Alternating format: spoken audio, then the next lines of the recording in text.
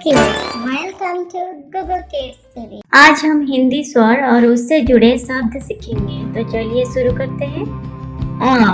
अ से अनार, अ से अजगर, अ से अदरक, अ से अमरूद। आ से आम, आ से आलू, आ से आग, आ से आठ। छोटी ई से इमली, छोटी से इडली, छोटी से इंद्रधनुष, छोटी से इमारत। बड़ी से ईगल, बड़ी से ईख, बड़ी से ईट, बड़ी से इनाम। छोटा ऊ से उल्लू, छोटा ऊ से उदय, छोटा ऊ से उपहार, छोटा ऊ से उदास। बड़ा ऊ से ऊंट, बड़ा ऊ से ऊन, बड़ा ऊ से ऊपर, बड़ा ऊ से ऊंचा।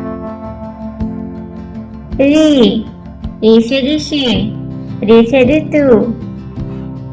ए से एक, ए से एड़ी, ए से एकतारा। ऐ से ऐनक, ऐ से ऐरावत। ओ से ओखली, ओ से ओले, ओ से ओश, ओ से ओढ़नी। औ से औरत, औ से औषध। अंग से अंगूठी, अंग से अंडा, अंग से अंगूर, अंग से अंजीर। आह से प्रातः, आह से नमः, आह से चाह,